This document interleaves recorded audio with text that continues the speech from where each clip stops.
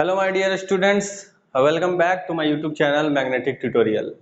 आज के क्लास में स्टूडेंट हम लोग क्लास 9th का जो fundamental unit of life chapter है, इस चैप्टर को हम लोग स्टार्ट करने वाले हैं, जो कि लेक्चर नंबर 2 होगा।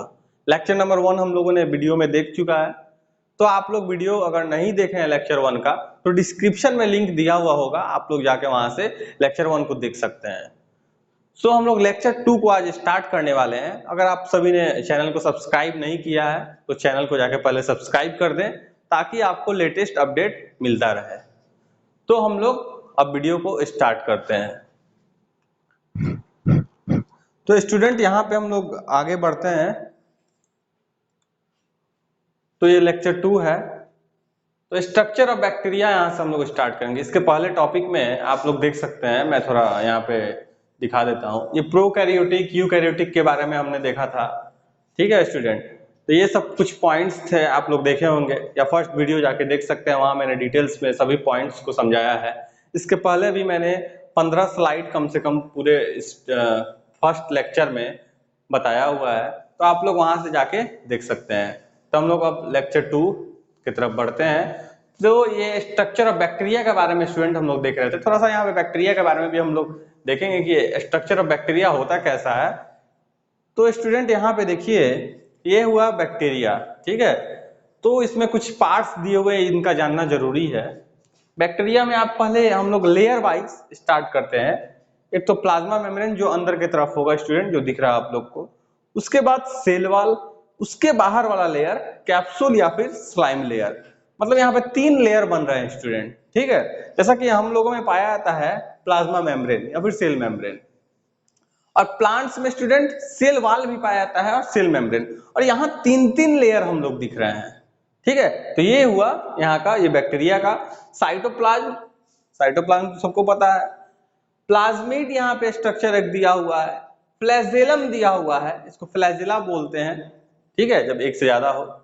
वेसाइकल है, वेसाइकल के बारे में हम लोग आगे पढ़ेंगे, ठीक है। ये राइबोसोम है, प्रोटीन सिंथेसिस जहाँ पे होता है, प्रोटीन फैक्ट्री भी बोलते हैं। पाइलस स्टूडेंट यहाँ पे लिखा हुआ, बहुत सारा पिलाई है, पिलाई इसको बोलते हैं स्टूडेंट एक्चुअली, ठीक है, PILLI।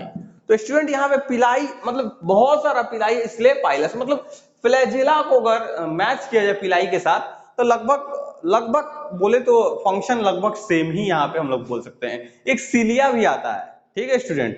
तो लगभग ये सबका फंक्शन एक ही होता है, प्रोटेक्शन मूवमेंट में हेल्प कराना, प्रोटेक्शन में हेल्प कराना, यही सब कुछ है। न्यूक्लियोइड होता है यहाँ पे स्टूडेंट, न्यूक्लियोइड। बात समझ में आ रही है? न्यूक्लियस और न्यूक्लियोइड के बारे में आप लोग पढ़े हैं, फर्स्ट लेक्चर में भी मैंने बताया हुआ है। तो ये हो गया हम लोग का। तो स्टूडेंट आप लोग पढ़े हुए हैं बैक्टीरिया के बारे में, इसके पहले भी मैंने बताया है। तो आप लोग कमेंट में बताएंगे कि ये बैक्टीरिया किस कैटेगरी से बिलोंग करता है, मतलब ये प्रोकैरियोट है या यूकैरियोट है। तब आप लोग को इजीली वैसे समझ में आ जाएगा कि हाँ न्यूक्लियोइड क्या है, क्योंकि प्रोकैरियोट यूकैरियोट से ही कुछ मिलता जुलता न्यूक्लियोइड यहाँ पे मैंने बताया हुआ था फर्स्ट लेक्चर में। तो आप वहां से देख सकते हैं या फिर खुद से भी पता कर सकते हैं। आप लोगों को अगर पता है ये प्रोकैरियोट है या फिर यूकैरियोट है तो आप लोग कमेंट करके जरूर बताएं। तो स्टूडेंट फिर हम लोग आगे की तरफ बढ़ते हैं। तो स्टूडेंट यहाँ पे देखेंगे ये कंपोनेंट ऑफ सेल के बारे में हम लोग को देखना है, ठीक है। तो कंपोनेंट ऑफ सेल हम लोग यहाँ से देखते हैं कि क्या क्या कंपोनेंट है। इस टॉपिक को आप लोग ध्यान से देखिएगा, बहुत ही ज्यादा इंपॉर्टेंट टॉपिक है स्टूडेंट। तो यहाँ पे देखेंगे सेल के बारे में दिया हुआ है पहला। अब सेल डिवाइड होगा, आप देख रहे हैं, तो सेल डिवाइड होगा प्रोकैरियोटिक, सेल फिर डिवाइड हुआ यहाँ पे यूकैरियोटिक, इस तरफ आप देख सकते हैं। आपको पता है प्रोकैरियोटिक का मतलब क्या होता है? प्रो मतलब प्रिमिटिव, कैरियोटिक्स मतलब कैरियोन्स जो कि न्यूक्लियस को बोलते हैं, और यू मतलब ट्रू, और कैरियोटिक मतलब कैरियोन्स जो कि न्यूक्लियस को बोलते हैं स्टूडेंट, ठीक है। तो आप लोग को इतना पता है क्योंकि मैंने लेक्चर फर्स्ट में ही बताया हुआ है। प्रोकैरियोटिक के अंदर सेल मेम्ब्रेन आया, ठीक है स्टूडेंट। सेल मेम्ब्रेन के बाद हम लोग देखेंगे यहाँ पे साइटोप्लाज्म। उसके बाद हम लोग स्टूडेंट देखेंगे यहाँ पे न्यूक्लियोइड, नॉट न्यूक्लियस। न्यूक्लियस कहाँ पाया जाएगा स्टूडेंट? यूकैरियोट। तो आप लोग तो अब तक तो समझ गए होंगे सर जो क्वेश्चन यहाँ पे पूछे थे पहले वाले बैक्टीरिया में, वो प्रोकैरियोट है या यूकैरियोट। अभी तक आप लोग को समझ गए होंगे क्योंकि यहाँ पे मैंने अभी बता दिया है। तो स्टूडेंट यहाँ पे फिर उधर का प्रोकैरियोट का हो गया। यूकैरियोट में कौन कौन सा स्ट्रक्चर पाया जाता है स्टूडेंट? सेल वॉल, ठीक है, यहाँ पे ध्यान से देखें, सेल वॉल। फिर उसके बाद स्टूडेंट न्यूक्लियस, 2 पॉइंट। फिर थर्ड साइटोप्लाज्म, ठीक है। उसके बाद देखेंगे फिर साइटोप्लाज्म के बगल में यहाँ पे एक सेल मेम्ब्रेन भी आ जाएगा। अब स्टूडेंट एक चीज आप लोगों को पता करना है, क्या सभी यूकैरियोट में सेल वॉल प्रेजेंट होते हैं? तो नहीं, ये प्लांट्स में प्रेजेंट होते हैं। प्लांट का स्पेशल कैरेक्टर यहाँ पे हम लोग बोल सकते हैं, स्पेशल फीचर बोल सकते हैं, ठीक है, बात समझ में आ रही है। ये एनिमल्स में प्रेजेंट नहीं होता है, मतलब ये हम लोगों में भी नहीं होता है, ठीक है। हम लोगों में cell membrane, nucleus and cytoplasm, but in plants this 4 structures are found. तो स्टूडेंट अब आगे बढ़ते हैं। अब साइटोप्लाज्म को हम लोग डिवाइड करेंगे सेल ऑर्गेनेल्स में। क्यों? क्योंकि साइटोप्लाज्म में ही सेल ऑर्गेनेल्स प्रेजेंट होते हैं, ऑर्गेनेल्स, ठीक है। तो ऑर्गेनेल्स में कौन कौन से आ गए? Endoplasmic reticulum. अब एंडोप्लाज्मिक रेटिकुलम में कौन स्टूडेंट? स्मूथ एंडोप्लाज्मिक रेटिकुलम और रफ एंडोप्लाज्मिक रेटिकुलम। बात समझ में आ रही है। फिर स्टूडेंट अब आगे बढ़ेंगे, फिर राइबोसोम, ठीक है। अब राइबोसोम आप सभी में से कोई समझ मतलब क्वेश्चन कर सकता है कि सर राइबोसोम आप यहाँ पे बता रहे हैं और फिर बैक्टीरिया में जो प्रोकैरियोट है वहां क्यों नहीं राइबोसोम लिखे हैं? तो स्टूडेंट वहां भी होता है। मैंने यहाँ पे 3 जो ये मेन चीज के बारे में मैंने बताया है, मतलब 3 जो मेन फीचर्स जो हो गया, मेन स्ट्रक्चर जो हो गया, ठीक है, प्रोकैरियोट का, उसके बारे में। इसके अलावा बहुत सारा है, मतलब जो मेन हम लोग को है वही पढ़ना है, ठीक है। उसके बाद देखेंगे student mitochondria, power house of the cell, ATP का फॉर्मेशन होता है यहाँ पे। मतलब सभी के बारे में आप लोगों को थोड़ा बहुत पता है क्योंकि आप लोगों ने 8th क्लास में पढ़ा हुआ है, ठीक है। तो फिर आगे देखेंगे स्टूडेंट माइटोकॉन्ड्रिया के बाद यहाँ पे आ गया लाइसोसोम, ठीक है। ये एंडोप्लाज्मिक रेटिकुलम का पार्ट नहीं है, इसी में सब सेल ऑर्गेनेल्स ही है, ठीक है। फिर उसके बाद देखेंगे प्लास्टिड्स। अब स्टूडेंट को समझ में आ रहा होगा कि सर प्लास्टिड यहाँ पे क्यों लिखवा दिए, आप तो बोले कि यूकैरियोट है। तो स्टूडेंट यूकैरियोट प्लांट्स भी होते हैं, यूकैरियोट्स एनिमल्स भी होते हैं, और ये प्लास्टिड स्पेशल फीचर है किस चीज का? प्लांट्स का। लाइसोसोम को क्या बोलते हैं student? Suicidal bag of the cell. आगे हम कहानी बताएंगे आखिर ये बोलते क्यों है suicidal bag of the cell, ठीक है। सभी के बारे में हम लोग को चर्चा करना आगे। फिर उसके बाद देखेंगे वैक्यूल्स, ठीक है। वैक्यूल्स लार्ज भी हो सकता है, स्मॉल भी हो सकता है, सब चीज के बारे में हम लोग को पढ़ना है। फिर स्टूडेंट देखेंगे सेंट्रोजोम, जहां सेंट्रियोल्स प्रेजेंट होते हैं सेंट्रोजोम में, वो 90 डिग्री के एंगल बना के रहते हैं, ठीक है। सभी के बारे में हम लोग को पढ़ना है। फिर स्टूडेंट देखेंगे गोल्गी अपैरेटस, जो कि डिक्टियोजोम प्लांट के केस में बोलते हैं, और एनिमल के केस में गोल्गी अपैरेटस, गोल्गी बॉडीज भी बोल सकते हैं, ठीक है। तो ये हम लोग का जो पूरा था स्लाइड जो हम लोग देखे अभी तक, पूरा ये स्ट्रक्चर स्टूडेंट आप लोग एक चीज ध्यान से यहाँ पे समझ लीजिए कि ये जो पूरा जो हम लोग बोर्ड पे अभी हम लोग देख रहे हैं, ठीक है, एक एक लाइन बाय लाइन सभी के बारे में हम लोग पढ़ेंगे, टोटल यही पॉइंट, और आपका सेल चैप्टर खत्म। सिर्फ बच जाएगा कौन? डिवीजन, जो कि सेलुलर डिवीजन जो हम लोग लास्ट में पढ़ेंगे, माइटोसिस मियोसिस के बारे में। ये पूरा इतना ही हम लोग को बस चैप्टर में पढ़ना है। तो आप लोग ध्यान से अभी वीडियो देखेंगे क्योंकि ये वीडियो थोड़ा लंबा होगा, 1 घंटे का, लेकिन पूरे वीडियो आप लोग को देखना है ताकि पूरा टॉपिक क्लियर हो सके। तब हम लोग टॉपिक की तरफ आगे बढ़ते हैं, ठीक है। तो फिर ये हम लोग स्टूडेंट देखेंगे प्लांट सेल से हम लोग स्टार्ट करते हैं। मतलब प्लांट सेल और एनिमल सेल के बारे में मैंने सोचा कि कुछ यहाँ पे मैं डायग्राम बता दूं आप लोग को, उन सभी के बारे में थोड़ा बहुत पॉइंट बता दूं, फिर हम लोग आगे line by line cell membrane, cell wall, nucleus, mitochondria, सभी के बारे में हम लोग पढ़ेंगे, ठीक है। तो यहाँ पे हम लोग प्लांट सेल से स्टार्ट करते हैं। प्लांट सेल का आप फिगर देख सकते हैं यहाँ पे। तो स्टूडेंट यहाँ पे ध्यान से देखेंगे, ये प्लांट सेल है, ठीक है, प्लांट सेल।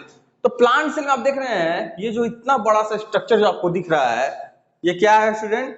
सेल सैप, इसको वैक्यूल बोलते हैं। सेल का जो कवरिंग है इसको बोलते हैं टोनोप्लास्ट, और दोनों मिला के वैक्यूल होता है। नॉर्मली ऐसे हम लोग वैक्यूल बोल देते हैं, बट आप लोग 9th क्लास में आ गए हैं तो आप लोगों को पता होना चाहिए कि सेल सैप बोलते हैं और टोनोप्लास्ट इसके कवरिंग को, ठीक है। जैसे सेल का covering cell wall, animal cell का कवरिंग सेल मेम्ब्रेन, वैसे ही यहाँ पे कवरिंग टोनोप्लास्ट, जो कि दोनों मिला के क्या बनाता है स्टूडेंट? वैक्यूल बनाता है, ठीक है। फिर आगे हम लोग देखेंगे स्टूडेंट माइटोकॉन्ड्रिया दिया हुआ स्ट्रक्चर यहाँ पे दिख रहा है, आप लोग को दिख रहा है कि नहीं? ये फिर देखेंगे ग्रानम, ये किस चीज का स्ट्रक्चर है स्टूडेंट, आप लोग पढ़े हुए हैं, आप लोग बता सकते हैं, ग्राना के बारे में आप लोग पढ़े हुए हैं, मैंने बताया हुआ है क्लोरोप्लास्ट के बारे में भी पहले, क्लोरोफिल के बारे में भी, ये ग्राना है स्टूडेंट, ठीक है। यहीं पे स्ट्रोमा भी प्रेजेंट होता है, ठीक है। तो ये हो गया। फिर हम लोग आगे बढ़ते हैं, यहाँ पे देखते हैं रफ इंडोप्लाज्मिक रेटिकुलम, ठीक है, एक स्मूथ इंडोप्लाज्मिक रेटिकुलम। तो रफ वाला जो होगा वो प्रोटीन सिंथेसिस यहाँ पे करेगा, इसीलिए यहाँ पे रफ टाइप का बना हुआ, मतलब रुखड़ा टाइप का स्ट्रक्चर। एक स्मूथ, एक फ्री राइबोसोम हो गया। मिडिल लैमेला, ये जो सेल वाल का जो बताया जा रहा है, मिडिल लैमेला, सेल वाल के बारे में भी पढ़ना है, वहां पे भी पढ़ना है कि सेल वाल के कितने टाइप होते हैं, किस चीज से सेल वाल बनते हैं।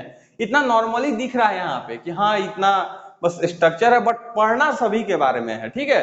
फिर प्लाज्मा मेम्ब्रेन, फिर उसके बाद सेल वाल, ठीक है। फिर ये हो गया आप लोग का न्यूक्लियस। देखिए यहाँ पे न्यूक्लियस को डिवाइड किया गया 4 पार्ट में, ये है न्यूक्लियस हम लोग का, ठीक है। तो न्यूक्लियस में देखेंगे सबसे अंदर वाला जो हिस्सा होता है न्यूक्लियोलस बोलते हैं स्टूडेंट। यहाँ पे एक चीज समझेंगे आप लोग, न्यूक्लियस को ब्रेन ऑफ सेल भी बोलते हैं और न्यूक्लियोलस को ब्रेन ऑफ न्यूक्लियस बोलते हैं स्टूडेंट, ठीक है।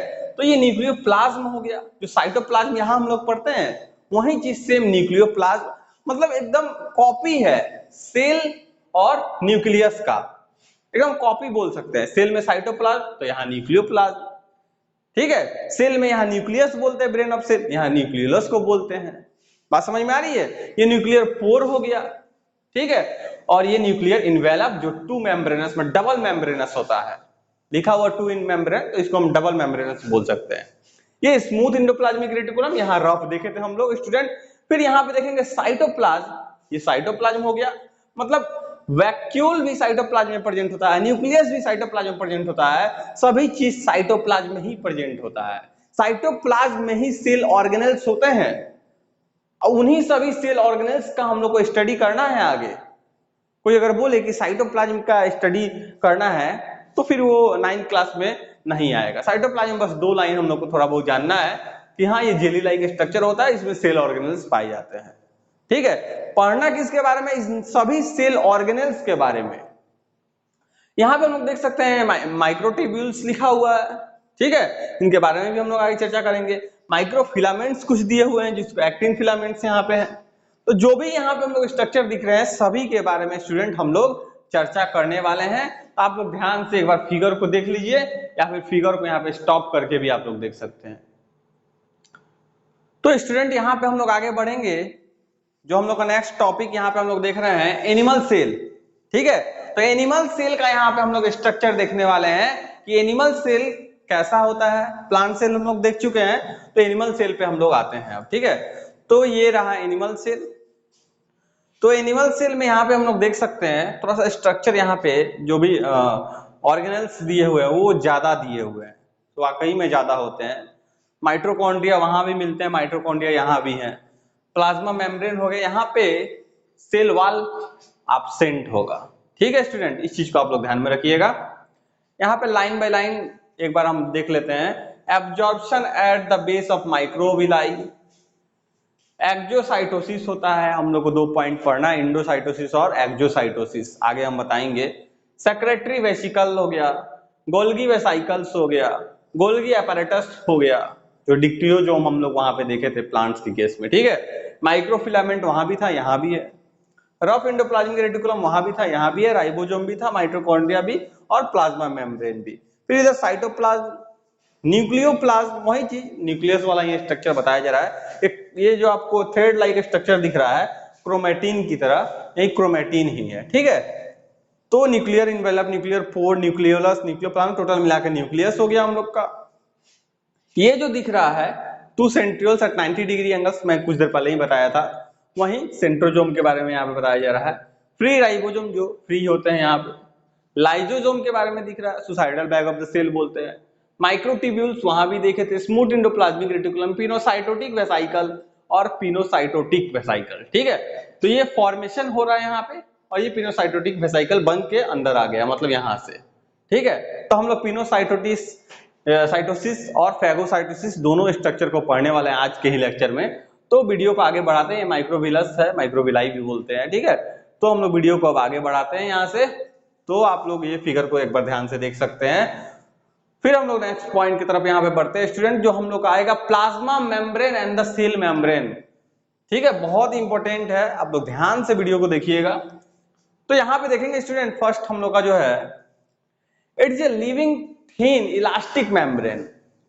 मतलब ये लिविंग होता है, थिन होता है, पतला और इलास्टिसिटी से मतलब भरा हुआ होता है, लचीला बोल सकते हैं। ठीक है, फिर next point is that it is made up of lipid protein and its provide the flexibility to plasma membrane.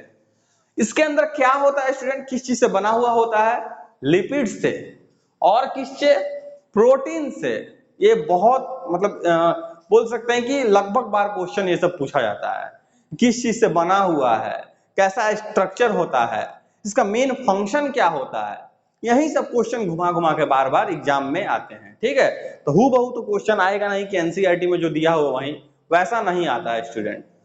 तो आप लोग ये सभी पॉइंट्स इसलिए मैं बता रहा हूं ताकि आप लोग बेटर अंडरस्टैंड आप लोग को हो पाए, कुछ पॉइंट्स याद रहे। और एनसीईआरटी के भी वीडियो इसी चैनल पे आप लोग को मिलते हैं, आप लोग एनसीईआरटी के भी वीडियो को फॉलो कर सकते हैं, वहां से भी जाके एनसीईआरटी के वीडियो देख सकते हैं, या पहले आप लेक्चर देखें या फिर पहले आप एनसीईआरटी, वो आपके ऊपर है। ठीक है, तो फिर स्टूडेंट यहाँ पे देखेंगे थर्ड पॉइंट, हाँ यहाँ पे लिखा हुआ है it's provide the flexibility of plasma membrane. मतलब प्लाज्मा मेम्ब्रेन को फ्लेक्सिबिलिटी प्रोवाइड करता है, जो कि सेल वाल में ये नहीं होता है। तो सेल वाल तो अभी हम लोग पढ़े नहीं है, तो सेल वाल जब पढ़ेंगे वहां पे आप कंपेयर करके मैं बताऊंगा कि सेल वाल और प्लाज्मा मेम्ब्रेन में अंतर क्या है, बहुत ज्यादा अंतर है। ठीक है, it helps the cell to keep its contents separated from external environment. बात समझ में आ रही है, ये क्या करता है, सेल को सेपरेट करता है स्टूडेंट। सेपरेट कैसे, देखो मान लो स्टूडेंट यहाँ पे सेल हो गया, ठीक है, ये सेल हो गया, तो ये बाहर वाला क्या हो गया स्टूडेंट, बाहर वाला सेल मेम्ब्रेन। अगर एक एनिमल सेल की बात की जाए, प्लाज्मा मेम्ब्रेन एनिमल सेल की बात बोली जा रही है यहाँ पे। ठीक है, तो ये बाहरी इन्वायरमेंट से, जो बाहर का जो इन्वायरमेंट है स्टूडेंट, बाहर का ये, इस इन्वायरमेंट से सेल को, अंदर के जो ऑर्गेनेल्स है इसमें सेल में, इसको सेपरेट कर रहा है। ठीक है, ये चीज के बारे में यहाँ पे बताया जा रहा है। Next point is that it only permits the entry and exit of selected material and hence it is considered or called as selectively permeable membrane student।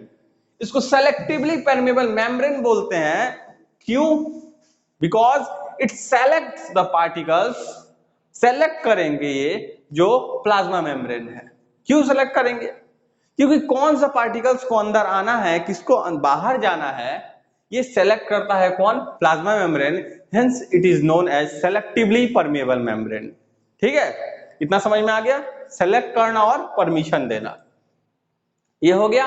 फिर उसके बाद स्टूडेंट यहाँ पे देखेंगे prokaryotic and eukaryotic cells is surrounded by an outer covering called plasma membrane या फिर cell membrane और फिर प्लाज्मा लेमा। कोई भी तीनों नाम एग्जाम में बोला जा सकता है, लिखा जा सकता है, जो सब सही होगा। ठीक है, या कोई भी नाम आए तो कंफ्यूज नहीं होना है कि प्लाज्मा लेमा कहां से आ गया, सर तो बताए नहीं, तो ये प्लाज्मा लेमा इसी को बोलते हैं स्टूडेंट। ध्यान से देखेंगे, मतलब प्रोकैरियोट हो या फिर यूकैरियोट हो, जो भी सेल हो, दोनों सेल में जो सराउंडिंग होगा, आउटर कवरिंग, वो क्या होगा स्टूडेंट, यही प्लाज्मा मेम्ब्रेन। जो प्लाज्मा मेम्ब्रेन प्रोटीन और लिपिड से बना हुआ, जो प्लाज्मा मेम्ब्रेन फ्लेक्सिबिलिटी पहुंचाता है सेल को। ठीक है, ये कुछ फंक्शन, कुछ प्रॉपर्टीज जो थे, जो हम लोगों ने देख लिया यहाँ पे। फिर अब हम लोग आगे थोड़ा बढ़ते हैं। तो स्टूडेंट यहाँ पे आगे हम लोग देखेंगे what is the structure of plasma membrane. ठीक है, सेल मेम्ब्रेन या फिर प्लाज्मा मेम्ब्रेन, सीएम या पीएम शॉर्टकट में बोल सकते हैं, दोनों सेम ही चीज है। तो इसका स्ट्रक्चर कैसा होता है, हम लोग यहाँ पे स्ट्रक्चर देखेंगे स्टूडेंट। दो मॉडल यहाँ पे हम लोग को मेन मॉडल पढ़ना है, ऐसे तो दो तीन मॉडल हैं, तो दो हम लोग मॉडल जो मेन होगा उसी को पढ़ेंगे। तो मैं बताऊंगा कि कौन सा मॉडल दोनों में से मेन है। ठीक है, तो लैमेलर मॉडल जो पहला है, जो किसके द्वारा, जे डेविड रॉबर्टसन के द्वारा। देखो स्टूडेंट, यहाँ पे एग्जाम में जब क्वेश्चन आएंगे तो इन सभी में से तो उतने क्वेश्चन आते नहीं है, बट इन सभी का जो ये रॉबर्टसन या फिर जो भी कुछ वर्ड्स है वो यूज किए जाते हैं वहां पे, ताकि स्टूडेंट कंफ्यूज हो पाए। ठीक है, तो कंफ्यूज नहीं होना है, आप लोगों को मेन पॉइंट्स को जानना है। तो यहाँ पे रॉबर्टसन जो 1959 में explained this model just seed plasma membrane which have 3 layers. Plasma membrane के पास क्या है स्टूडेंट? 3 लेयर है, बस इतना ही बताए थे कि 3 लेयर्स होते हैं प्लाज्मा मेम्ब्रेन के पास। ठीक है, 3 लेयर्स, इस चीज को आप लोग ध्यान में रखिएगा। फिर आगे देखेंगे स्टूडेंट यहाँ पे फ्लूइड मोज़ेक मॉडल, यही हम लोग को पढ़ना है, मेन जो हम लोग का यहाँ पे पॉइंट है। लैमेलर को ध्यान में रखिएगा, फ्लूइड मॉडल जो हम लोग का है मोज़ेक मॉडल, इसको हम लोग आगे ले चलेंगे। ये किनके द्वारा था? एस.जे. सिंगर और जी निकोलसन के द्वारा, ये 1972 में। मतलब आया कैसे पहला स्ट्रक्चर जाना, मतलब बताया कौन? तो 1959 में रॉबर्टसन ने बताया था, लेकिन शॉर्टकट में बताया था कि 3 लेयर्स होते हैं। उन्हीं को एक्सप्लेन करके जो सिंगर और निकोलसन साहब है 1972 में आगे बताएं कि they said the cell membrane, ये बताएं कि सेल मेम्ब्रेन बना हुआ होता है up of a lipid bilayer, मतलब बाई मतलब 2 लेयर, ठीक है, and 2 types of protein molecules, 2 तरह के प्रोटीन मॉलिक्यूल्स यहाँ पे यूज किए जाएंगे, इनके बारे में हम आगे भी चर्चा करेंगे अभी। ठीक है, सभी के बारे में हम लोग को चर्चा करना है, ऐसा नहीं कि कोई पॉइंट सर पढ़ दिए यहाँ पे और फिर आगे बढ़ गए, ऐसा कुछ नहीं होगा। जो भी डाउट्स होंगे सभी डाउट्स इसी लेक्चर में क्लियर हो जाएंगे। ठीक है, अगर कोई ऐसा डाउट आप लोग को लगता है क्लियर नहीं हो पा रहा है तो आप लोग कमेंट करके जरूर बताएं, मैं जवाब जरूर दूंगा। ठीक है, तो ये हो गया। And A small portion of carbohydrate student, मतलब कार्बोहाइड्रेट भी होता है, प्रोटीन भी होता है और लिपिड भी होता है। लिपिड एक तरह का फैट है, बात समझ में आ रही है स्टूडेंट? तो ये हो गया यहाँ पे जो फ्लूइड मोज़ेक मॉडल में सिंगर और निकोलसन ने बताया था। फिर next point is that lipid layer consist of phospholipid. Phospho मतलब फॉस्फोरस का यूनिट यहाँ पे जुड़ा हुआ है। ठीक है, लिपिड क्या है? फैट है। तो ये हो गया second point. Third point is that the intrinsic, 2 तरह का प्रोटीन यहाँ पे स्टूडेंट होता है, एक इंट्रिंसिक और एक्सट्रिंसिक। तो जो इंट्रिंसिक प्रोटीन है आर कंप्लीटली क्या है? इंसर्टेड। इंट्रिंसिक का मतलब क्या होता है? इन, और एक्सट्रिंसिक एक्स, बाहर की तरफ। Completely inserted in the lipid bilayer. Lipid के बाइलेयर में जो 2 लेयर है यहाँ पे जो हम लोग पढ़े हुए थे, उसमें इंट्रिंसिक रहता है, इन मतलब उसके अंदर रहता है। ठीक है, और जो एक्सट्रिंसिक प्रोटीन है आर सुपरफिशियली, मतलब ऊपर से, बस ऊपर ऊपर से। ठीक है, ऊपर ऊपर से कहां रहेंगे? आइदर ऑन द सरफेस या फिर inner surface of lipid membrane, not lipid bilayer. ठीक है, तो स्टूडेंट यहाँ पे हम लोग देखेंगे यार, तो मतलब लिपिड मेम्ब्रेन लिपिड बाइलेयर के अंडर ही आता है, लिपिड का ही पार्ट बोला जा रहा है, लेकिन लिपिड बाइलेयर यहाँ पे हम लोग नहीं लिखे हैं। तो फिर आगे बढ़ेंगे स्टूडेंट, ये जो हम लोग पॉइंट पढ़ लिए, जो 4-5 पॉइंट था, फिर आगे हम लोग यहाँ पे देखेंगे there are 2 types of lipids. वही जो बाइलेयर वाला जो हम लोग पढ़ रहे थे उसी के बारे में मैं बताया था अभी कि मैं आगे अब बढ़ने वाला हूं, इसके बारे में भी आगे बताऊंगा। तो लिपिड बाइलेयर्स के बारे में हम लोग देखेंगे यहाँ पे स्टूडेंट। फॉस्फोलिपिड, पहला क्या है स्टूडेंट? फॉस्फोलिपिड। तो phospholipid is what? It is a lipid made up of glycerol. Glycerol से बना हुआ होता है स्टूडेंट। ठीक है, ग्लाइकॉल और ग्लाइसरॉल, जहां OH प्रेजेंट होता है तो 2 OH प्रेजेंट हुआ ग्लाइकॉल, ये ग्लाइसरॉल है। 3 हाइड्रोक्सी यहां पे प्रेजेंट होगा, 2 fatty acid and phosphate. It creates a semi-permeable membrane which allow flow of only certain materials inside or outside the cell. क्या लिखा हुआ स्टूडेंट ध्यान से समझेंगे, मतलब एक ग्लाइसरॉल से बना हुआ होता है, 2 फैटी एसिड से, इसको आप लोगों को याद करना है कि फैटी एसिड, ग्लाइसरॉल और फॉस्फेट, तभी तो फॉस्फोलिपिड आया हुआ है, फॉस्फेट से जुड़ा हुआ है। It creates semi permeable membrane, ये सेमी परमेबल मेम्ब्रेन क्रिएट करता है which allow flow of only certain materials, मतलब कुछ certain materials को ही मतलब वो परमिट करता है। ठीक है, मतलब परमिशन देता है सेलेक्ट करके, that's why it is called a selectively permeable membrane inside और outside the cell। ये फॉस्फोलिपिड का ही काम है। ठीक है, कोलेस्ट्रॉल 2 तरह का पढ़ने वाला थे, एक फॉस्फोलिपिड और एक cholesterol. It is a lipid which provides fluidity to the surface of plasma membrane। 2 point पढ़े, इसका काम भी देख लिए, वर्क फंक्शन भी देख लिए। इसका काम क्या है कि एक ऐसा लिपिड है जो प्रोवाइड करता है फ्लूइडिटी को, किस चीज में? To the surface of plasma membrane. Plasma membrane के फ्लूइडिटी को, ठीक है। फिर इसके आगे देखेंगे स्टूडेंट, यहाँ पे हम लोग third point, the protein act as a enzyme and receptor of the cell. उसके बाद लिखा हुआ है help in transportation across the cell membrane. Protein का काम क्या है, जो तो लिपिड तो देख लिए बाइलेयर, प्रोटीन भी लिखा हुआ था, तो प्रोटीन का काम क्या है, it is act as enzyme. और एंजाइम क्या है, बायो कैटलिस्ट को बोलते हैं, जो रिएक्शन को प्रोसीड करा दे, रिएक्शन को थोड़ा भगा दे, दौड़ा दे बोल सकते हैं स्टूडेंट। बात समझ में आ रही है, ठीक है। तो वो होता है एंजाइम का काम, वो बस रिएक्शन को हेल्प कराता है कि रिएक्शन प्रोसीड हो, थोड़ा फास्ट हो जाए, बाकी एंजाइम का कोई काम नहीं है, बायोकैटालिस्ट इसको बोलते हैं। And receptor of the cell and help in, receptor भी है सेल का और हेल्प करता है ट्रांसपोर्टेशन में across the cell membrane, cell membrane के अक्रॉस में, मतलब उसके अक्रॉस से बोला जा रहा है, ठीक है। फिर उसके बाद देखेंगे यहाँ पे स्टूडेंट, सेल मेम्ब्रेन कंफ्यूज नहीं होना है, सेल मेम्ब्रेन और प्लाज्मा मेम्ब्रेन एक ही चीज है, ठीक है। फिर उसके आगे देखेंगे student, the carbohydrates attach themselves with the lipids and protein and are found on extracellular side। extracellular side क्या है, सेल के outer side, intracellular side cell के अंदर, ठीक है। तो यहाँ पे ये चीज है। तो यहाँ पे देखेंगे प्रोटीन एक्ट एज एंजाइम, ये पढ़ लिए, हेल्प करता है ट्रांसपोर्टेशन में। The carbohydrate attach themselves, attach करता है with the lipid and protein and are found on extracellular, मतलब बाहर के तरफ से, किसके, मेम्ब्रेन, मतलब सेल मेम्ब्रेन या फिर प्लाज्मा मेम्ब्रेन। नेक्स्ट यहाँ पे हम लोग फिगर देखेंगे स्टूडेंट, ध्यान से फिगर को देखिएगा यहाँ पे, ठीक है। तो फिगर में यहाँ पे बताया जा रहा है, जो हम लोग पढ़े हुए थे, ये फ्लूइड मोज़ेक मॉडल है, शायद नाम कहीं लिखा हुआ, अच्छा नहीं लिखा हुआ है, तो नहीं लिखा हुआ तो यहाँ पे लिख लेते हैं हम लोग, fluid mosaic model, fluid mosaic model. एक चीज स्टूडेंट आप लोग याद रखिएगा कहीं भी, कि जितना भी चीज हम लोग पढ़ रहे हैं, ये सभी टॉपिक्स जो 9th के हैं वो 11th से मैच 100% करेंगे। 11th में भी सेल चैप्टर है, 11th में भी टिश्यू चैप्टर है, ठीक है। तो वहां सभी कुछ पढ़ना है, ये फ्लूइड मोज़ेक मॉडल वहां भी आप लोगों को पढ़ना है।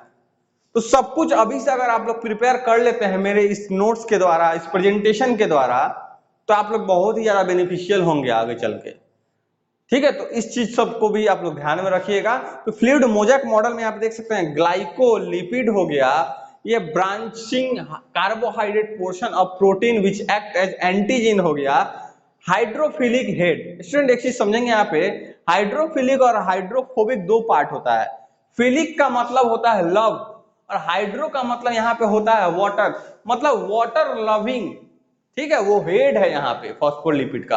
और एक फॉस्फोलिपिड यहाँ पे बताया जा रहा है हाइड्रोफोबिक, जो कि वाटर से दूर भागता है, फोबिक मतलब हेट, ठीक है स्टूडेंट। ये चीज को ध्यान में रखिएगा, ये जो टेल पार्ट है नीचे वाला, ये फोबिक हो गया, और जो हेड पार्ट हो गया ये क्या हो गया, फिलिक मतलब लवेबल हो गया वाटर से, और ये हेड पार्ट हो गया, ठीक है। तो ये हो गया। तो यहाँ पे इंट्रिंसिक प्रोटीन जो हम लोग देखे हुए थे, वहां पे इंट्रिंसिक कहाँ पे रहते हैं, अंदर के साइड से, ठीक है। देखो यहाँ पे अंदर की तरफ है, दिख रहा है कि नहीं, ये भी इंट्रिंसिक है, ये भी इंट्रिंसिक, हल्का सा बाहर की तरफ दिख रहा है। और एक्सट्रिंसिक प्रोटीन हम लोग देखे थे स्टूडेंट, सुपरफिशियली मतलब ऊपर ऊपर से होता है, ऊपर ऊपर से, ठीक है, या तो अंदर हो सकता है या फिर ऊपर ऊपर से होता है। ये आप लोग को समझ में आ गए, सारे पॉइंट्स हम लोग पढ़ लिए।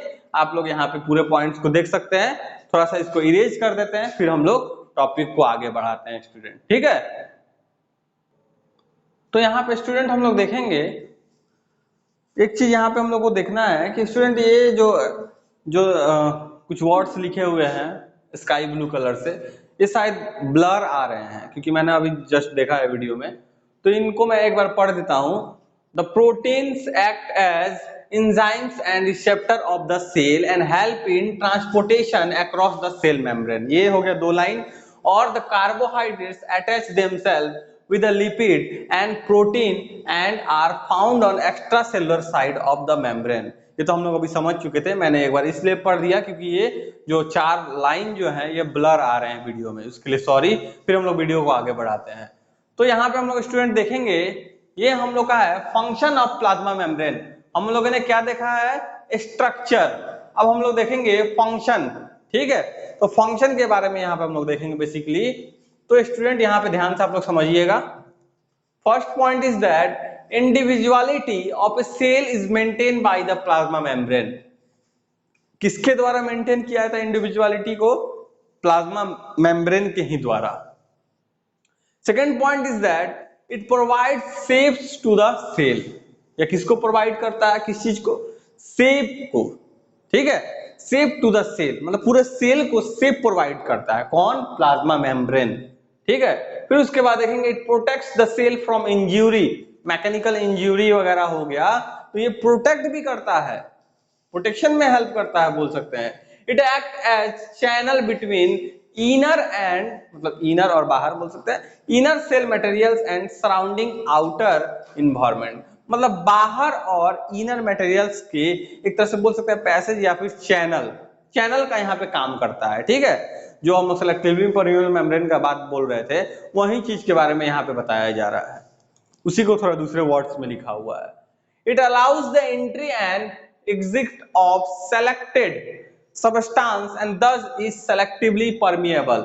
इसको selectively permeable membrane क्यों बोलते हैं? क्योंकि ये अलाउ करता है, परमिट करता है, कब एंट्री और एग्जिट होना है वो उस पे डिपेंड करता है। कौन पे? जो प्लाज्मा मेम्ब्रेन है। तो ये इसका फंक्शन हुआ। It binds all cell organelles together. जितने भी सेल में ऑर्गेनेल्स होते हैं उन सभी सेल ऑर्गेनेल्स को बाइंड करके रखता है, एक साथ एकत्रित करके।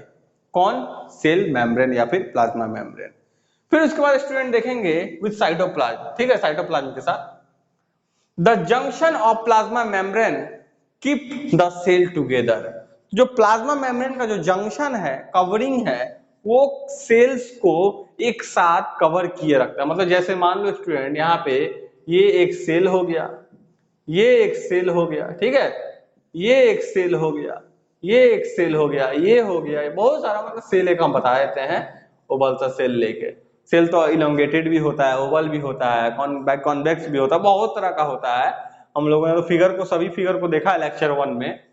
तो ये जो जंक्शन हो गया यहाँ पे स्टूडेंट, ये देखो दो सेल से यहाँ पे कनेक्टेड है, यहाँ भी जंक्शन के पास, यहाँ भी जंक्शन के पास, यहाँ भी जंक्शन के पास, इस साइड से भी, इस साइड से भी, मतलब सभी तरह से वही चीज को लिखा गया, junction of plasma membrane keep the cell together. ठीक है, तो ये हो गया। फिर उसके बाद the flexibility of plasma membrane helps the cell in intake of food and other materials termed as endocytosis। अब सभी को लग रहा होगा कि सर ये इंडोसाइटोसिस, एक्सोसाइटोसिस आप पहले भी बोले हैं, अभी तक बताए नहीं है क्या? तो स्टूडेंट अभी हम लोग नहीं बता सकते हैं, इसके बारे में हम लोग लाइन बाय लाइन तो हम बता ही रहे हैं, लाइन बाय लाइन चलना है। तो लाइन बाय लाइन ही हम लोग इंडोसाइटोसिस, एक्सोसाइटोसिस देखेंगे। ये एनसीईआरटी में भी पढ़ना है, वहां भी हम लेक्चर एनसीईआरटी का जब पार्ट 2 बनाएंगे वहां भी हम इंक्लूड कर देंगे। कल ही एनसीईआरटी का आप लोग का पार्ट 2 भी आ जाएगा इसी चैप्टर का। एनसीईआरटी का भी पार्ट 1 इसी चैनल पे दिया हुआ है, आप लोग जाके उसको भी विजिट कर सकते हैं। तो फिर स्टूडेंट यहाँ पे क्या लिखा हुआ है, जो फ्लेक्सिबिलिटी ऑफ प्लाज्मा मेम्ब्रेन होगा वो हेल्प करता है किस चीज को? फूड बाहर से इनटेक, ठीक है, इनटेक हो एंड अदर मटेरियल्स, कुछ और भी मटेरियल्स हो सकते हैं, वाटर वगैरह भी हो सकते हैं, ठीक है, या फिर गैसियस एक्सचेंज के बारे में भी। तो यहाँ पे फूड के टर्म्स में अगर बोले तो ये इंडोसाइटोसिस, एक्सोसाइटोसिस तो सिंपली समझ में आ रहा है जब बाहर जाए तब, इंडो मतलब आना तो एक्सो मतलब जाना। अभी इतना ही समझते हैं, फिर आगे हम लोग टॉपिक को बढ़ाते हैं। फिर आगे स्टूडेंट यहाँ पे देखेंगे ये कौन सा टॉपिक है, तो ये हम लोग का है transport of materials across cell membrane. ठीक है, ये हम लोग फंक्शन ऑफ प्लाज्मा मेम्ब्रेन देख लिए। अब हम लोग सेल मेम्ब्रेन यहाँ पे देख रहे हैं, प्लाज्मा मेम्ब्रेन का क्या function, sorry transport of materials. तो इसमें स्टूडेंट देखेंगे एक चीज क्या क्या है, ध्यान से समझिएगा इस चीज को।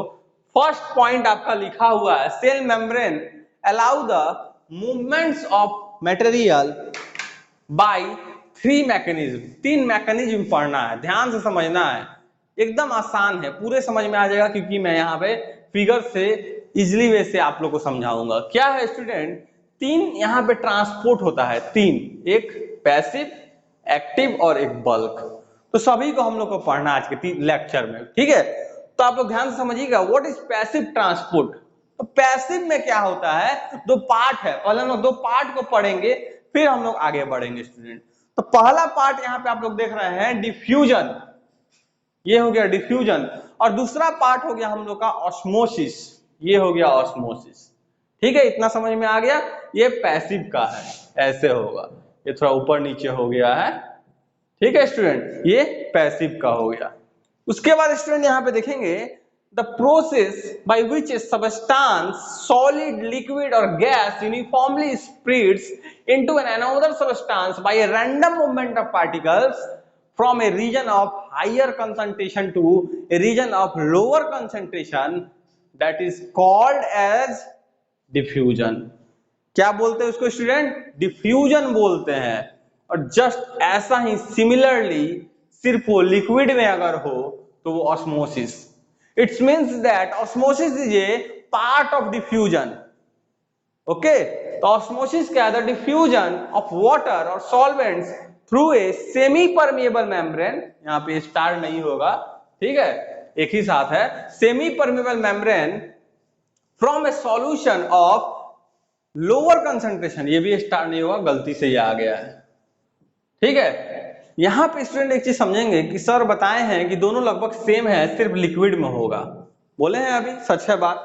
बट सर यहाँ पे आप बोले हैं कि हायर कंसंट्रेशन से लोअर कंसंट्रेशन की तरफ आ रहा है, तो यहाँ पे डिफ्यूजन बोल रहे हैं।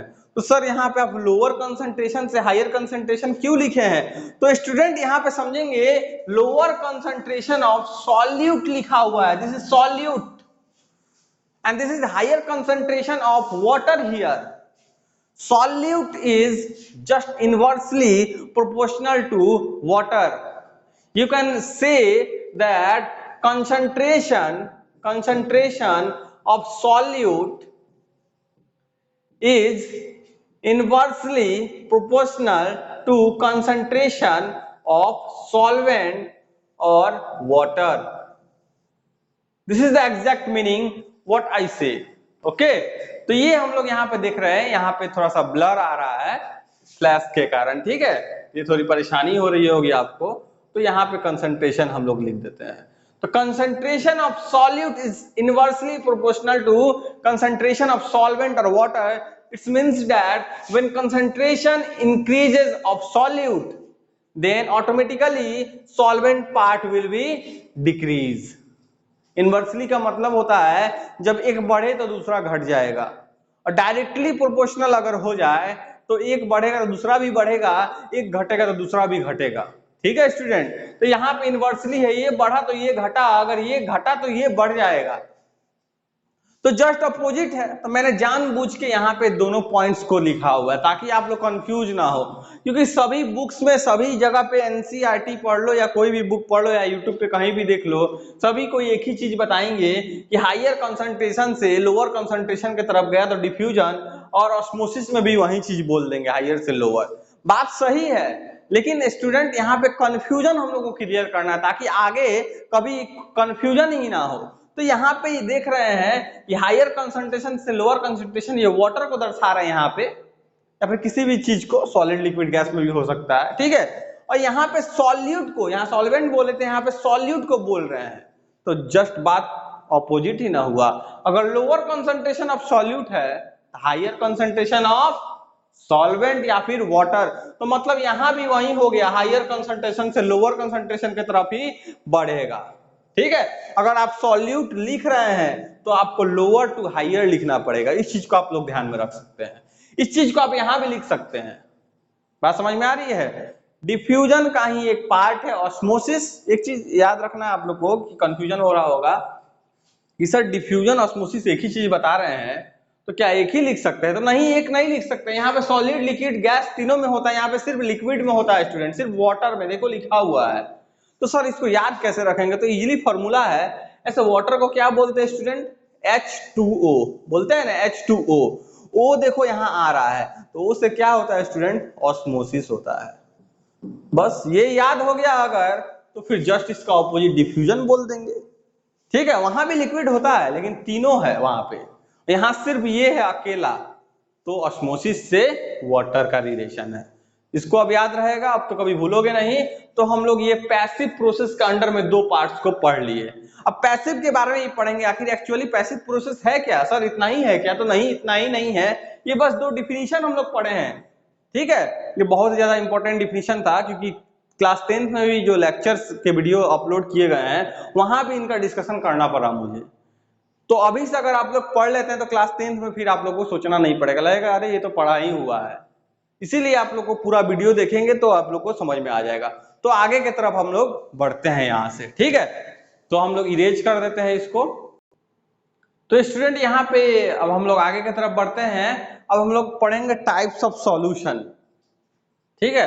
तो फिर हम लोग पैसिव एक्टिव जो भी ट्रांसपोर्ट था उसके बारे में पढ़ेंगे, पहले सॉल्यूशन हम लोग चर्चा कर लेते हैं। तो यहाँ पे देखेंगे हाइपोटोनिक सॉल्यूशन, ये यहाँ पे ग्लास का फोटो बना हुआ है, यहाँ पे वाटर है, एक सेल सैप दिया हुआ है, सेल एक रखा हुआ है, ठीक है। अभी हम समझाएंगे ये क्या है, आश्चर्य नहीं होना इससे। यहाँ पे आइसोटोनिक सॉल्यूशन, ये भी सेम ऐसा ही ग्लास कुछ दिख रहा होगा, बस कुछ एरो का बस अंतर है, बस यही समझना है, बस पूरा टॉपिक समझ लेंगे। हाइपोटोनिक बोलो, आइसोटोनिक बोलो, या फिर आप लोग का हाइपरटोनिक बोलो, तीनों क्या है लगभग सेम ही है, दिख रहा है सब में लगभग वही फोटो आ रहा है। तो स्टूडेंट यहाँ पे ध्यान से आप लोग समझेंगे तो आप लोग एनसीईआरटी का भी ये टॉपिक यहीं पे क्लियर हो जाएगा। एनसीईआरटी में भी यही चीज दिया हुआ है, हाइपोटोनिक, आइसोटोनिक, हाइपरटोनिक, क्योंकि ये बहुत मेन टॉपिक है इसीलिए ध्यान से समझिएगा। यहाँ पे क्या है, हाइपोटोनिक में स्टूडेंट लिखा हुआ है that if the solution outside the cell is dilute in comparison to cell sap, this is cell sap here, ये जो रेड कलर का दिख रहा है यही है सेल सैप, ठीक है, यही है सेल सैप। तो लिखा हुआ है if the solution outside the cell is dilute in comparison to the cell sap, the solution is termed as hypotonic।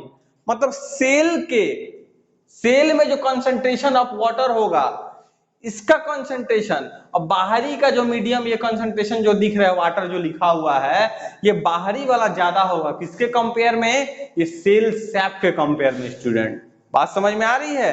तो यहाँ पे जो मूवमेंट होगा हम लोग पढ़े हैं अभी, वो ऑस्मोसिस में क्या पढ़े हैं कि हाइयर टू लोअर कंसंट्रेशन की तरफ वाटर फ्लो करता है ना। तो यहाँ पे स्टूडेंट हाइयर कौन है, बाहर के तरफ, तो बाहर से कहाँ आएगा, अंदर के तरफ आएगा, सेल में आएगा। तो जब बाहर से जब अंदर सेल में आ रहा है तो automatically cell will be swell, या फिर इसको बोल सकते हैं इन्फ्लेट, INFLAT, इसको इन्फ्लेट भी बोलते हैं स्टूडेंट, इनफ्लेट, इस चीज का ध्यान रखिएगा, ठीक है। स्वेल कर जाएगा, जैसे सेम एक बैलून अगर ले लेते हैं, अगर बैलून को हम लोग पंप करते हैं उसमें एयर या फिर वाटर, तो बैलून स्वेल करेगा या श्रिंक करेगा, ऑटोमेटिकली स्वेल करेगा। तो सेम वही चीज यहाँ पे हुआ, हाइयर से लोअर अगर कोई चीज यहाँ पे जा रहा है, इस सेल में आ रहा है, तो ऑटोमेटिकली क्या होगा, ये स्वेल कर जाएगा। तो वही यहाँ पे लिखा हुआ है, ऐसे सॉल्यूशन को क्या बोलते हैं, हाइपोटोनिक सॉल्यूशन, ठीक है। फिर उसके बाद देखेंगे, ये तो आइसोटोनिक हो गया, ये भी बहुत आसान है। अब हम लोग हाइपरटोनिक को पहले यहाँ पे समझ लेते हैं। हाइपो पढ़ लिए, जस्ट ऑपोजिट हाइपरटोनिक, इसीलिए मैंने आइसोटोनिक नहीं बताया, ताकि पहले हाइपर बता दूं फिर आइसो। अब स्टूडेंट यहाँ पे समझो एक चीज, हाइपर से क्या रिलेटेड है। कभी कोई बोलता है कि बहुत ज्यादा वो हाइपर हो गया है, मतलब गुस्सा, तो गुस्सा बाहर निकालना है, गुस्सा को अंदर रखते हैं हम लोग, गुस्सा बाहर किसी पे निकालते हैं कि नहीं, तो गुस्सा बाहर आता है, हाइपर होने के बाद गुस्सा बाहर आता है। तो यहाँ पे जब हाइपर बोला जा रहा है तो यहाँ पे भी वाटर बाहर आएगा। स्टूडेंट बात समझ में आ रही है। अब थोड़ा सा डिफिनीशन पढ़ लेते हैं। If the solution outside the cell is more concentrated than the cell solution is, या फिर cell sap is said to be hypertonic। What is hypertonic? जब बाहर का वाटर का कंसंट्रेशन, बाहर वाला सेल के वाटर के कंसंट्रेशन से क्या होगा स्टूडेंट, क्या होगा, कम होगा। लिखा हुआ है if the solution outside the cell is more concentrated than the cell solution, या फिर सेल से बाहर वाला कंसंट्रेशन जो होगा outside the cell is more concentrated, ठीक है। तो net water loss, cell will shrink, net water क्या होगा, लॉस होगा, मतलब अंदर से वाटर बाहर जाएगा, बाहर का जो मीडियम होगा वहां पे वाटर कम है और अंदर ज्यादा है, तो जब ज्यादा हो गया हाई से लो जाएगा कि नहीं। जब हाई से जब लो जाएगा तो हाइपर बोला जा रहा है, तो वो क्या होगा, श्रिंक कर जाएगा। जब बैलून से एयर निकाल लेते हैं तो बैलून क्या होता है, पचक जाता है, मतलब श्रिंक कर जाता है। वही चीज यहाँ पे बोला था, वो लिखा हुआ है सेल विल बी श्रिंक, यहाँ पे लिखा है सेल विल बी स्वेल या फिर inflate. Got it.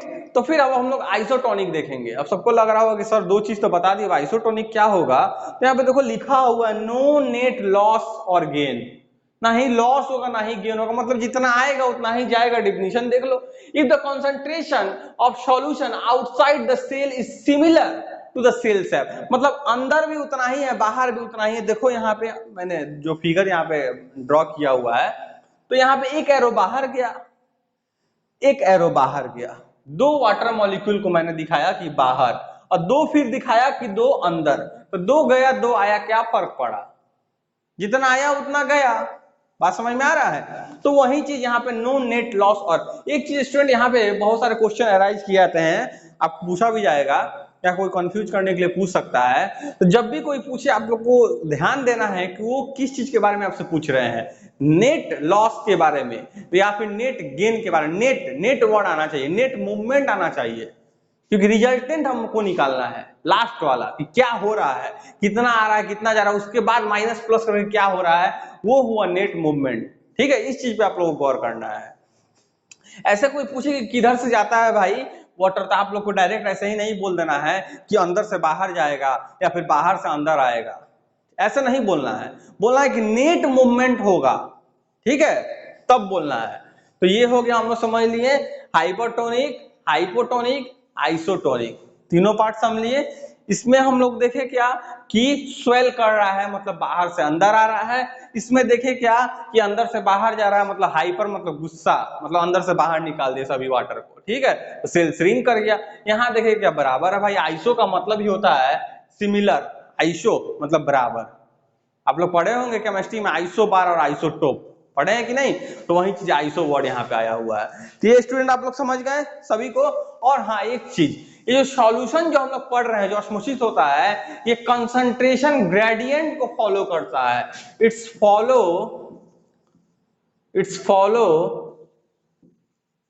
Concentration gradient. अब भाई कंसंट्रेशन ग्रेडियंट क्या है, तो यही जो ऑस्मोसिस और डिफ्यूजन में पढ़े कि हायर टू लोअर कंसंट्रेशन की तरफ गया, वही कंसंट्रेशन ग्रेडियंट है। अब आगे हम लोग पढ़ेंगे कि कंसंट्रेशन ग्रेडियंट के अगेंस्ट भी कोई कोई चीज हो जाता है, वो कौन सा है, वो क्या है, उसके बारे में भी चर्चा करने वाले हैं हम लोग। तो ये स्टूडेंट आप लोग समझ गए। अब इस टॉपिक को फिर आगे नेक्स्ट पेज की तरफ हम लोग बढ़ाते हैं, ठीक है, इतना सबको समझ में आ गया। तो स्टूडेंट अब हम लोग यहाँ पे देखते हैं नेक्स्ट आगे की तरफ क्या है, द पैसिव ट्रांसपोर्ट, वही जो हम लोग अभी पढ़े थे, पैसिव एक्टिव, जो ऑस्मोसिस और डिफ्यूजन पढ़े, वहां पे एक बल्क ट्रांसपोर्ट था।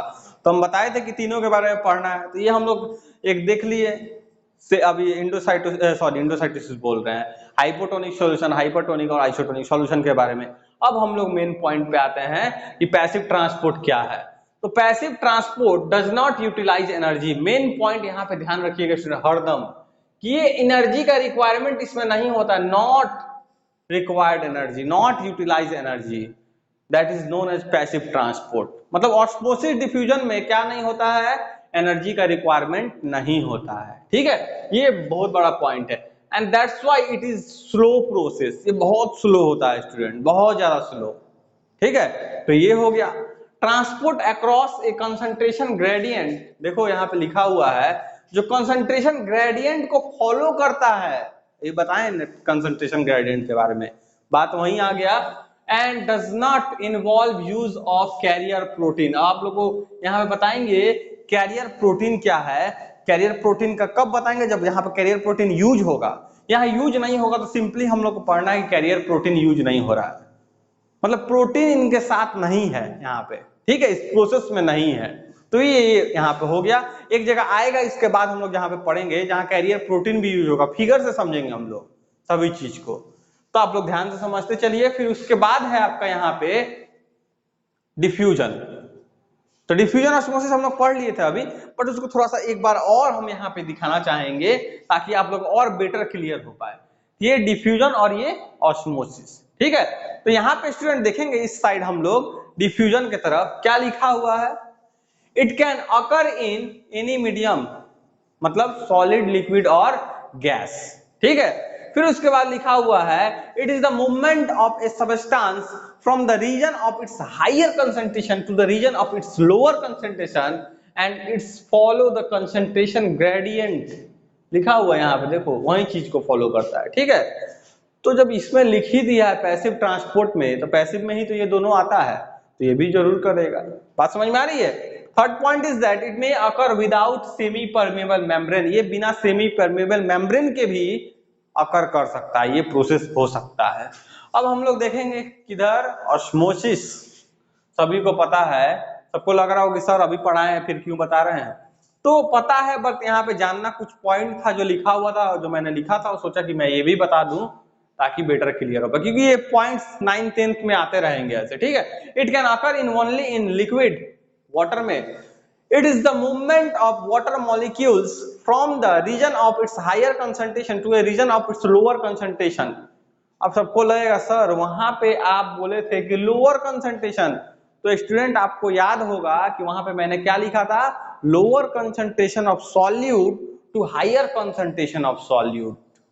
अगर आपको हायर कंसंट्रेशन से लोअर कंसंट्रेशन लिखना है तो आप फिर ये चीज को फॉलो करेंगे जो यहाँ पे लिखा हुआ है, ठीक है। फिर वहां पे वाटर का बताना पड़ेगा, क्योंकि आपको बताया गया है कि जो कंसंट्रेशन ऑफ सॉल्यूट होता है inversely proportional to concentration of solvent या फिर वाटर बोल सकते हैं।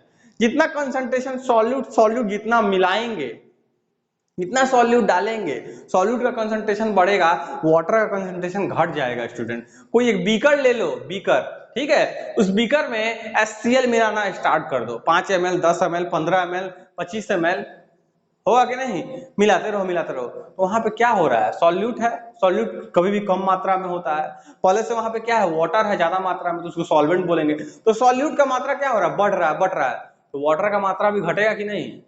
मैंने ये नहीं बोला कि वाटर का मात्रा एकदम घट ही जाएगा, क्योंकि ये सब कंपैरेटिव टर्म है। कंसंट्रेटेड का मतलब, कंसंट्रेशन का मतलब कंपैरेटिव टर्म, ठीक है, कंपेयर करके।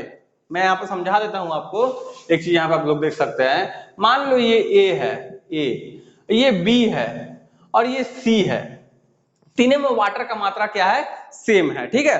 तो यहाँ 5 ml HCl डाल दिए, यहाँ 10 ml डाल दिए, यहाँ 15 ml डाल दिए कि नहीं। अब हम बोलेंगे कि यहाँ HCl का कंसंट्रेशन कम है, ये HCl का कंसंट्रेशन क्या है, इसमें ज्यादा है, और इससे भी ज्यादा किसमें HCl का कंसंट्रेशन यहाँ पे है। बात समझ में आ रही है। तो यहाँ पे पूछेंगे सर वाटर का कंसंट्रेशन, तो कंपैरेटिव टर्म में ही ना बताएंगे कि वाटर का कंसंट्रेशन अगर अभी देखा जाए 5 ml डाले हैं तो वाटर थोड़ा सा क्या होगा, कम होगा, 5 ml आएगा। तो क्यों, क्योंकि HCl के जो बॉन्डिंग होंगे वाटर के साथ बॉन्ड बनाएंगे, तो वाटर का मॉलिक्यूल घटा कि नहीं। बात समझ में आ रही है कैसे हो रहा है। तो फिर यहाँ पे 10 ml मिला है तो थोड़ा सा वाटर और घटेगा, यहाँ 15 मिला है थोड़ा सा और घटेगा, क्यों, क्योंकि वाटर का मॉलिक्यूल से कंबाइन कर रहा है HCl से, ठीक है। तो वाटर का कंसंट्रेशन क्या हो रहा है, घटता जा रहा है, और HCl का कंसंट्रेशन बढ़ता जा रहा है। कंपैरेटिव टर्म है A से B, B से C। बात समझ में आ गया सबको। कंसंट्रेशन क्या है, कंपैरेटिव टर्म है, आप लोग केमिस्ट्री में भी पढ़ने के लिए मिलेगा, कंसंट्रेशन और डाइल्यूट। जब हम लोग कोई भी चीज में अगर डाइल्यूट हम लोग को करना है तो वाटर हम लोग क्या करते हैं, मिलाते रहते हैं, तो डाइल्यूटेड हो जाता है पूरा सॉल्यूशन ही, कंसंट्रेटेड को भी डाइल्यूट बना देता है।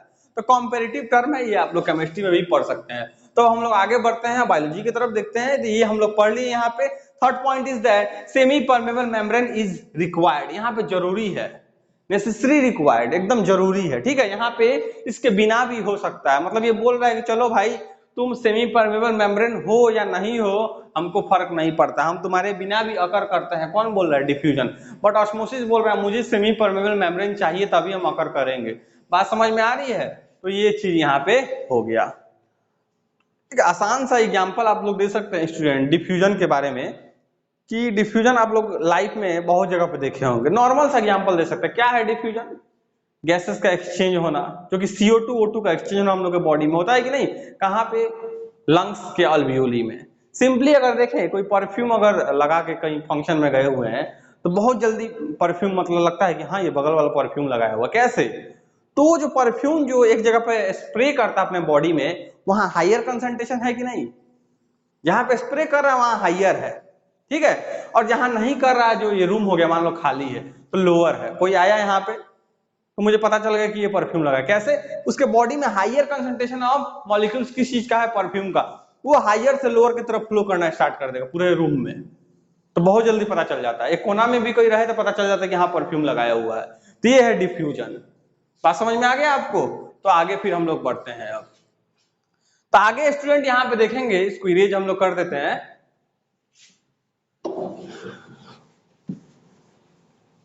तो यहाँ पे हम लोग देखते हैं अब आगे क्या क्या दिया हुआ है थोड़ा सा। Significance of diffusion in living cell. Living cell में क्या सिग्निफिकेंस है डिफ्यूजन का, क्या महत्वपूर्णता है डिफ्यूजन का, उसके बारे में स्टूडेंट बोला जा रहा है। तो सिग्निफिकेंस यहाँ पे स्टूडेंट हम लोग देखेंगे क्या है। 55 मिनट का वीडियो अभी तक बन चुका है, आप लोग पूरा वीडियो जरूर देखेंगे, ठीक है। तो ये फिर हम लोग यहाँ पे देखते हैं, it helps in distribution of various substances in the cytoplasm rapidly. बहुत जल्दी डिफ्यूजन से क्या होता है यहाँ पे रैपिडली। बट अब बोलेंगे आप लोग, सर आप तो बताए हैं कि जो पैसिव ट्रांसपोर्ट है यहाँ पे एनर्जी का रिक्वायरमेंट नहीं होता है, कैरियर प्रोटीन भी नहीं यूज होता है, तो ये स्लो प्रोसेस होता है। हाँ स्लो प्रोसेस होता है। यहाँ पे जो रैपिडली लिखने का मतलब ये है कि साइटोप्लाज्म से जो डिस्ट्रीब्यूशन होगा ये होता है, मतलब सेल बाय सेल ऐसे किया जाता है साइटोप्लाज्म में, ठीक है। जो डिफ्यूजन जो प्रोसेस होगा ये साइटोप्लाज्म का अंडर में ही होगा, उस चीज के बारे में यहाँ पे लिखा हुआ जो भी सब्सटेंस का होगा। फिर उसके बाद लिखा हुआ है it's help in exchange of respiratory gas. Respiratory gas क्या है स्टूडेंट? O2 और CO2। आप सभी को पता है कि O2 बॉडी में हम लोग इनहेल करते हैं, एक्सहेल CO2 करते हैं, पता है ना सबको। तो ये चीज यहाँ पे O2 CO2 between the body cells and the atmosphere. तो ये कहाँ पे होता है? लंग्स में स्टूडेंट। लंग्स में कहाँ पे? Alveoli, sorry alveoli of lungs, यहाँ पे होता है स्टूडेंट एक्सचेंजिंग CO2 और O2 का, जो कि डिफ्यूजन से होता है। ये हो गया सिग्निफिकेंस हम लोग पढ़ रहे हैं। Various materials such as gases and liquids dissolve in a medium, air और लिक्विड और बोथ ड्यू टू डिफ्यूजन। ये वही नॉर्मल चीज फिर से आ रहा है कि डिफ्यूजन में सभी हो सकता है, तीनों, सॉलिड लिक्विड गैस, तो वही चीज के बारे में यहाँ पे बताया जा रहा है, ठीक है। फिर उसके बाद देखेंगे स्टूडेंट यहाँ पे transpiration. Transpiration is the process, loss of water बोल सकते हैं, लॉस ऑफ वाटर वेपर बोल सकते हैं, बहुत कम अमाउंट में, बहुत कम अमाउंट में, ठीक है। वही चीज में loss of water vapour from the aerial plant of parts, ठीक है। मतलब एरियल पार्ट ऑफ प्लांट्स बोल सकते हैं। एरियल मतलब जो हवा में है, एयर में है, जमीन मतलब रूट को छोड़ के बाकी ऊपर का सब क्या है? एरियल है। उनसे क्या होता है, एक तरह से बोल सकते हैं इवापोरेट। इवापोरेट बहुत ज्यादा एरिया में हो, अगर वहां पे सरफेस एरिया बहुत ज्यादा हो जाए, ज्यादा मात्रा में अगर वाटर हो, वहां इवापोरेशन बोलते हैं। इसमें बहुत कम होता है, जो दिखता भी नहीं है हम लोग को, तो वही है ट्रांसपीरेशन, लॉस ऑफ वाटर। इसमें गटेशन एक भी पढ़ना है हम लोग, गटेशन पार्ट, वो भी हम लोग पढ़ेंगे आगे, आप लोग पढ़ते चलिए बस। अकर्स थ्रू डिफ्यूजन, ये भी किसके थ्रू होता है? डिफ्यूजन के थ्रू। बात समझ में आ रही है? फिर उसके बाद स्टूडेंट यहाँ पे देखेंगे हम लोग, the aroma of flowers is spread through diffusion. ये भी डिफ्यूजन के थ्रू ही स्प्रेड होता है, मतलब एक जगह से दूसरे जगह। बात समझ में आ रही है? फिर उसके बाद देखेंगे in some lower organism, example amoeba. Amoeba के बारे में आप लोग को पता है कि नहीं स्टूडेंट? कैसा स्ट्रक्चर होता है? ऐसा कुछ तरह का स्ट्रक्चर होता है, ठीक है, ऐसा। ये दो क्या हो गया स्टूडेंट? स्यूडोपोडिया हो गया, स्यूडोपोडिया, सभी को पता है ये, ठीक है। तो कुछ लोअर ऑर्गेनिज्म में अमीबा जैसे यूनिसेलुलर ये सब ऑर्गेनिज्म है, पैरामीशियम हो गया, यूग्लेना हो गया, क्लामाइडोमोनास हो गया, ये सभी क्या है? लोअर ऑर्गेनिज्म में आते हैं, ठीक है। वेरियस लाइफ प्रोसेस जैसे कि excretion, injection, digestion, respiration occurs by diffusion, मतलब बॉडी के सरफेस से ही डिफ्यूजन कर लेता है। एक क्वेश्चन भी था कि बॉडी के सरफेस से ही डिफ्यूजन हो जाता है यूनिसेलुलर में, मल्टीसेलुलर में क्यों नहीं होता है? तो उसका आंसर भी मैंने एक्सप्लेन किया था, आप लोग जाके वीडियो वो देख सकते हैं इसके पहले वाला।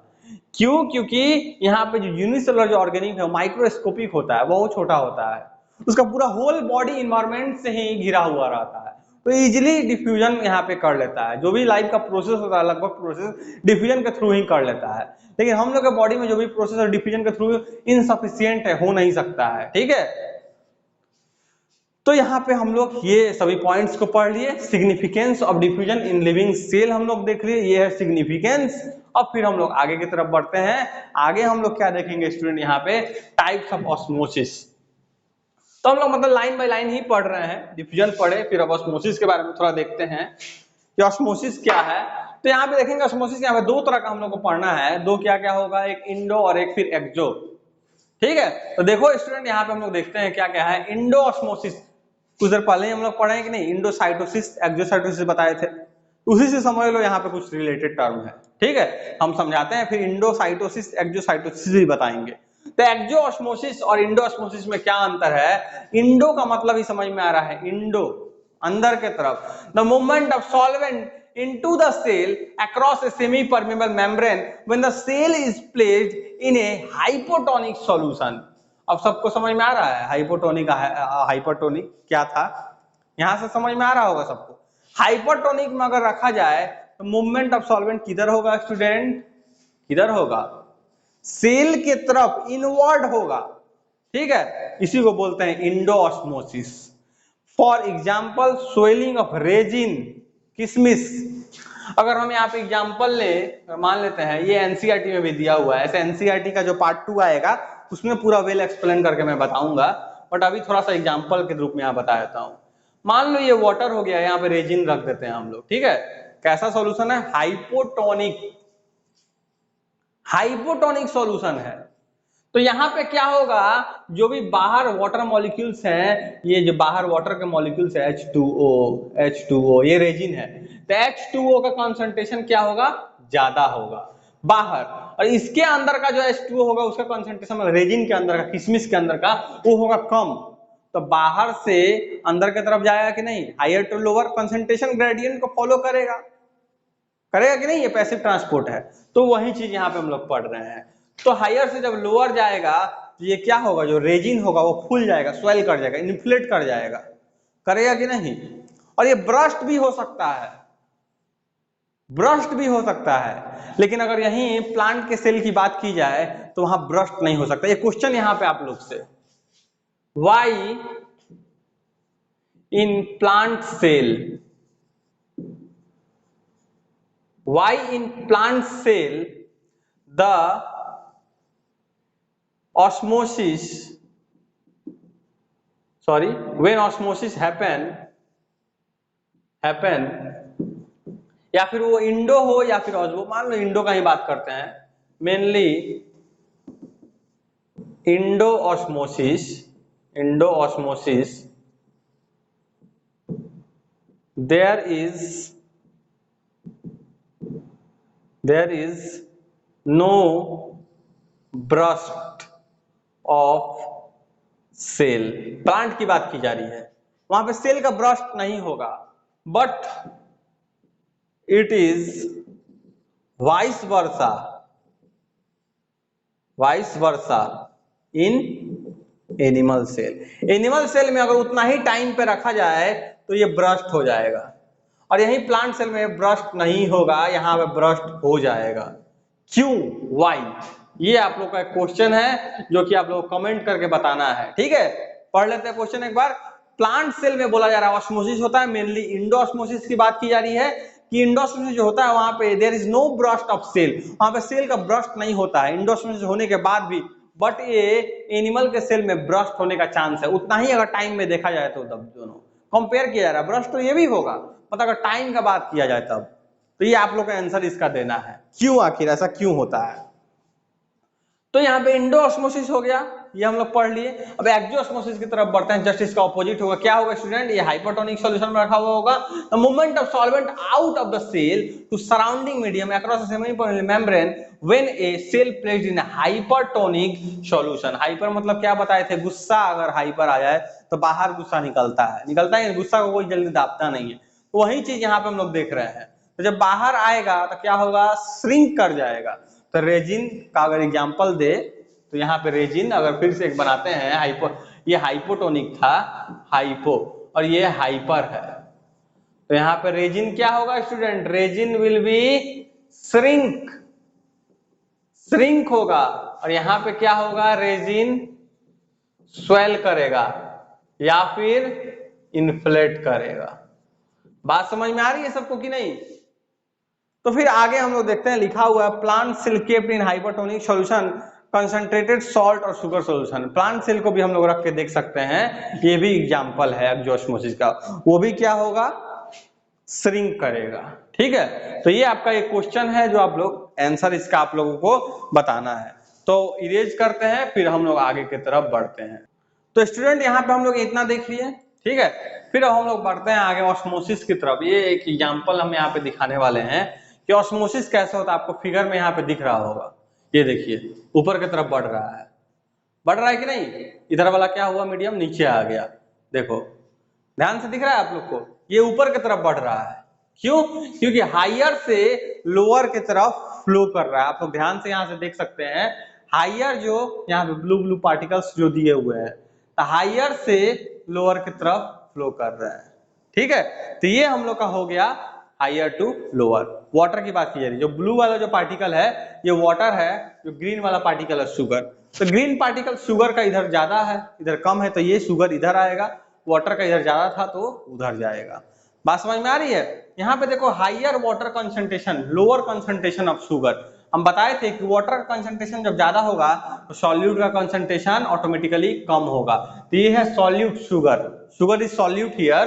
ठीक है, सॉल्ट भी आप ले सकते हैं। और यहाँ पे हायर शुगर कंसंट्रेशन, शुगर का कंसंट्रेशन ज्यादा है तो वाटर का कंसंट्रेशन कम है। किसके कंपेयर में, इससे नहीं, इधर वाले के कंपेयर में। यहाँ जो वाटर का कंसंट्रेशन उसके कंपेयर में। ऐसा नहीं कि यहाँ पे एक चम्मच क्या बोलते हैं शुगर मिला दिए, यहाँ 2 चम्मच मिला दिए, अब बोल देंगे कि यहाँ पे कि वाटर कंसंट्रेशन बहुत लो हो गया, हाई हो गया, क्या शुगर बहुत ज्यादा हो गया।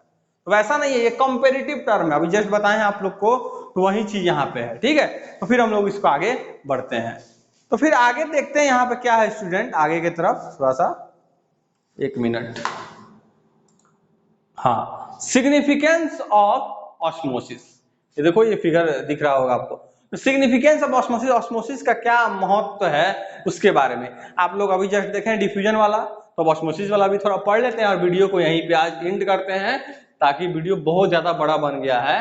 तो वीडियो का आप लोग पूरा वीडियो जरूर देखेंगे, तभी आप लोग को लेक्चर 3 भी समझ में आएगा। जल्दी जल्दी ही आप वीडियो इस चैनल पे अपलोड किए जाएंगे। अभी बायोलॉजी के किए जा रहे हैं, फिर केमिस्ट्री के भी वीडियोस आएंगे। ठीक है, तो ये हम लोग देख सकते हैं यहाँ पे। First point is that it helps in absorption of water by roots of plant. Osmosis किसमें हेल्प करता है, एब्जॉर्प्शन करना वाटर को रूट्स ऑफ प्लांट। मान लो ये प्लांट है, ठीक है, प्लांट है, तो ये रूट हो गया, तो रूट से ही एब्जॉर्ब होगा, वाटर जाएगा, और फिर यहाँ से जाइलम जो वैस्कुलर बंडल है वो पूरे प्लांट में क्या करता है, पूरे प्लांट में ट्रांसफर करता है। पूरे प्लांट अगर है उसमें ट्रांसफर करता है। ठीक है, तो ऊपर गया रूट से, रूट से।